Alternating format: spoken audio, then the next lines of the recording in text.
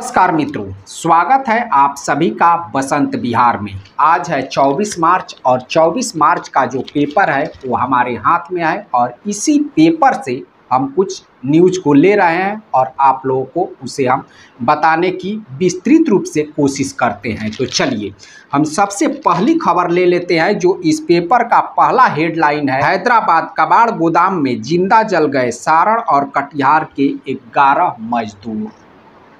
हैदराबाद मजदूर काम करने के लिए गए थे छपरा और कटिहार के, और एक कबाड़ के गोदाम में जहां पे वो लोग रहते थे उसके तीसरे कबाड़ गोदाम के तीसरे मंजिल पे वो लोग सो रहे थे और पहले मंजिल पे आग लगी और आग फैलते फैलते तीसरे मंजिल तक पहुंच गई और उसके बाद छलांग लगाकर अपनी जान को बचा लिए। लेकिन 11 मजदूर उसमें से बदनसीब निकले जिनकी इस पूरे प्रकरण में जान चली गई।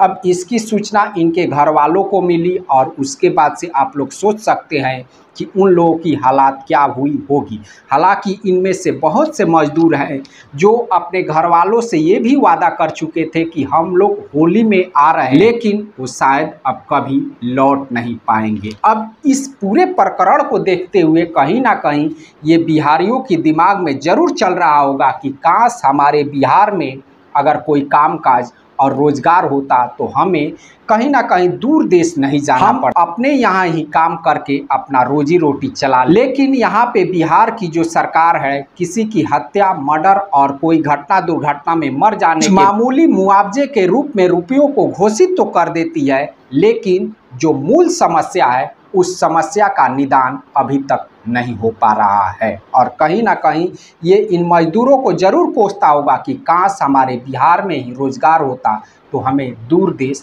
नहीं जाना पड़ता। चलिए अब हम चलते हैं अगली खबर की तरफ। चलिए अब अगला जो खबर है ये है राजनीति से जुड़ा हुआ।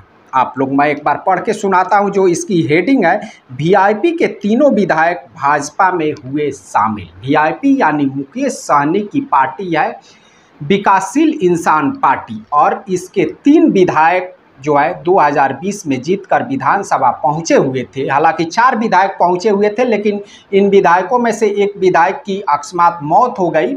हालांकि वहां पे अब उप चुनाव होने वाला है और 3 जो विधायक हैं वो भाजपा में शामिल हो गए हैं। इनमें से ये विधायक हैं मिश्री लाल यादव, राजू कुमार सिंह और सवर्णा सिंह। ये तीनों विधायक जो है वो जाकर भाजपा में शामिल हो गए हैं और जो भाजपा है अब वो बिहार की सबसे बड़ी पार्टी बन चुकी है। यानी उसके अब पहले जो है वो 74 विधायक जीत कर आए थे, अब 77 विधायक हो चुके हैं।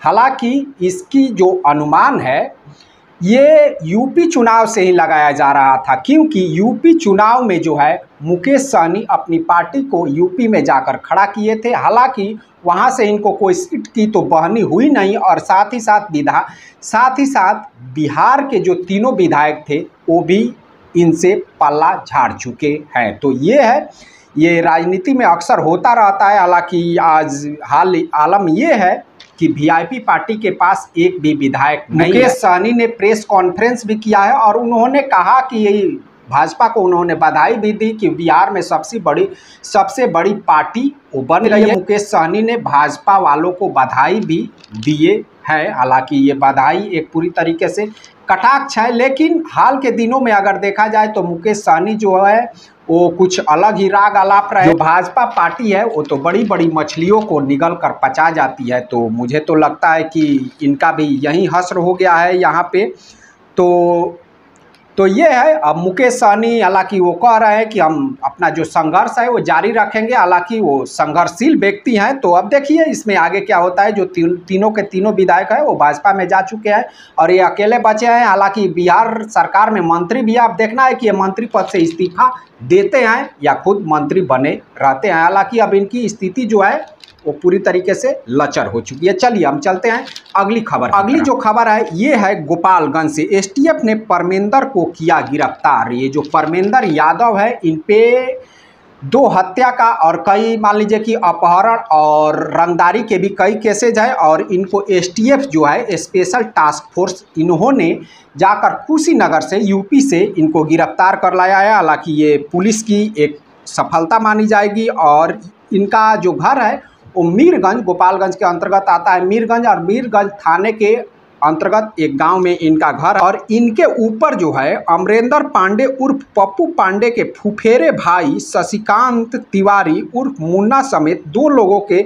हत्या का आरोप है, और कई छिनतई वगैरह का भी इन पे आरोप। एसटीएफ जो है इनको गिरफ्तार कर चुकी। चलिए अब हम चलते हैं अगले खबर की तरफ। अगला जो खबर है ये भी बड़ा दुखदाई खबर है। करंट की चपेट में आई मां को बचाने में गई बेटे की जान। ये खबर है गोपालगंज के फुलवरिया थाना क्षेत्र के अंतर्गत आने वाले एक गांव की। वहां पे जब एक मां पंखा चालू करने के लिए स्विच दबाने जाती है तो उसे करंट लग जाता है, और करंट को छुड़ाने के लिए जब उसका 22 वर्षीय बेटा जाता है, हालांकि वो बाहर कहीं पढ़ता था, इंजीनियरिंग की पढ़ाई करता था, लेकिन वो होली में आया हुआ था, और जब स्विच से मां को छुड़ाने के लिए जाता है तो उसके ऊपर पता नहीं अब पंखा गिर जाता है। पंखे से घायल होने के बाद पंखे में जो है वो लाइट भी रहता है, और उसी से उसकी मौत हो जाती है। हालांकि उसकी जो माँ है वो कम से कम बच जाती है।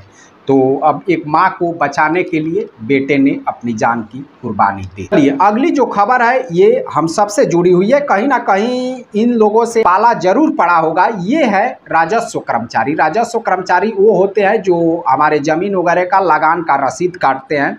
माझा के राजस्व कर्मचारी को डीएम ने बैठक के दौरान किया निलंबित। ये एक सही कदम है, क्योंकि जो राजस्व कर्मचारी है वो आप अगर कहीं पे अपने ज़मीन वगैरह का दाखिल खारिज या रसीद वगैरह कटवाने के लिए चले जाइए तो ये तो रसीद तो मान लीजिए कि उसमें जो कटता है वो तो सरकारी खजाने में चल जाता है, लेकिन ये लोग अपने खजाने के लिए बहुत ज़्यादा बेचैन रहते हैं। यानी जब तक इन लोगों को कुछ ऊपरी आमदनी नहीं होती है तब तक ये लोग कस्टमर को दौड़ाते रहते हैं। और ये जो काम है इसमें जो भी जुड़े हुए हैं, ये राजस्व कर्मचारी हो गए, सीआई हो गए या सीओ हो गए, ये सब इसी तरह से, और बड़ा ये लोग आजकल मलाई खींच रहे हैं। इस तरह से इनके काम में अनियमितता पाए जाने की वजह से गोपालगंज के जो डीएम है वो इनको निलंबित कर दिए हैं। ये एक सही कदम है। और इस तरह से हालांकि अधिकांश जो राजस्व कर्मचारी है या मान लीजिए कि इससे जुड़े हुए जो भी अधिकारी हैं वो कहीं ना कहीं ऊपरी आय जब तक उन लोगों को मिलता नहीं है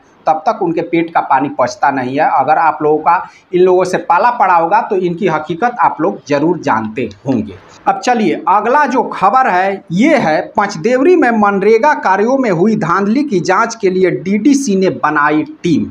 देखिए जो मनरेगा का कार्य होता है यानी इसको मुखिया, पंचायत समिति या अन्य जो भी जनप्रतिनिधि है वो उसको कराते हैं, और ये जो है इसका मनरेगा नाम है, लेकिन इसको अगर धांधली रेगा कहा जाए तो ये भी कोई गलत नहीं होगा। इसमें जो भी काम होते हैं पूरी तरीके से लूटपाट ही होता है। इसमें काम कम होते हैं और लूटपाट ज़्यादा होता है। ये पूरी तरीके से लूटपाट योजना ही है। इसमें पंचदेवरी में हुआ क्या है कि एक इंजीनियरिंग के छात्र को मजदूर बना दिया गया और उससे पैसा उठाया जाता था। यानी इसमें एक बार आप लोग समझ लीजिएगा, मनरेगा में होता क्या है कि मजदूरों का नाम उसमें दिया जाता है और उनका अकाउंट रहता है, उनका जॉब कार्ड भी रहता है, और मुखिया जिन लोगों को चाहते हैं उन्हीं के अकाउंट में पैसा जाता है। और वो पैसा मान लीजिए कि वो तो मजदूर होते नहीं है, वो जेसीबी वगैरह से कामकाज हो जाता है। मुखिया जी लोग जाते हैं जिसके अकाउंट पे भेजवाए रहते हैं पैसा, उसको 200-400 रुपया दे देते हैं और बाकी रुपया खुद गटक जाते हैं। इस तरह से इसमें होता है। अब इसमें जांच में पाया गया है कि एक इंजीनियरिंग के छात्र के नाम पे भी पैसा इसी तरह से उठाया गया है। अब इसे लेकर जांच वगैरह बैठ गया है। हालांकि इसकी सही से जांच हो, हर एक पंचायत में जांच हो, तो ये पूरा का पूरा तरीका से ये जो है ये धांधली योजना ही है। किसी न किसी मान लीजिए कि किसी मजदूर के नाम पे इसमें दिया नहीं जाता है पैसा। ये पैसा आम जन जो कि संपन्न लोग हैं उन लोगों को दिया जाता है, या जो मुखिया के विश्वस्त होते हैं उन लोगों को ये दिया जाता है। उनके अकाउंट में वो पैसा भेजवा दिया जाता है और फिर पैसा वो जाकर मुखिया जी अपने स्तर से उससे उठवा लेते हैं, और जो पासबुक वाला व्यक्ति होता है जिसके नाम पे पैसा आया होता है उसको 200-400 रुपया देकर बाकी पैसा खुद ही गटक जाते हैं। अगर आप लोग इस तरह के देखे होंगे या आपके नाम से जॉब कार्ड भी होगा, आप मुखिया के विश्वास में नहीं रहेंगे, उसके विश्वस्त नहीं रहेंगे, तो आपके पास जॉब कार्ड सालों सालों दर पड़ा रहेगा, लेकिन आपके जॉब कार्ड में पैसा जाएगा नहीं। और जो काम करे अथवा न करे, कुछ भी करता हो, आलीशान घर में रहता हो, लेकिन वो मुखिया का विश्वसनीय है, तो उसके जॉब कार्ड में पैसा जाएगा। आपको 200-400 रुपये, मान लीजिए कि आपको भी, तो अगर हमारे ही नाम पे आ रहा है तो हमें भी नफ़ा ही हो रहा है, जो भी है 100% नफ़ा ही है। 200-400-500 जो भी मिल जा रहा है तो हमें भी लगता है कि चलो हम पे वो एहसान तो कर रहे हैं। और मुखिया जी जो है वो गटक जाते हैं और काम का जो है वो मशीनरी यंत्र से हो जाता है। कहीं भी वो कुदाल वगैरह और खुरपी से तो आजकल मनरेगा का कार्य होता नहीं है, जबकि नियमावली ये है कि उसमें मजदूर लगाकर काम कराना है, जबकि ऐसा कहीं होता नहीं है। तो इसके लिए अब टीम बनी है पचदेवरी में, अब ये जांच करेगी और जांच में ऐसे ही घालमेल हो जाता है कुछ, क्योंकि ऊपर से नीचे तक तो चोर चोर मौसेरे भाई भरे हुए हैं। तो अब देखिए क्या होता है। हालांकि हर एक पंचायत को इसमें जांच कराया जाए तो एक बेहतरीन काम होगा और हर एक पंचायत में इस तरह का धांधली जरूर देखने को मिलेगा। तो चलिए दोस्तों, इसी के साथ हम अपने न्यूज़ को यहीं पे समाप्त करते हैं। आप लोग कमेंट बॉक्स में हमें कमेंट करके ज़रूर बताइएगा कि ये न्यूज़ आप लोगों को कैसा लगा। हम फिर मिलेंगे अगले वीडियो में अगले टॉपिक के साथ। तब तक के लिए नमस्कार।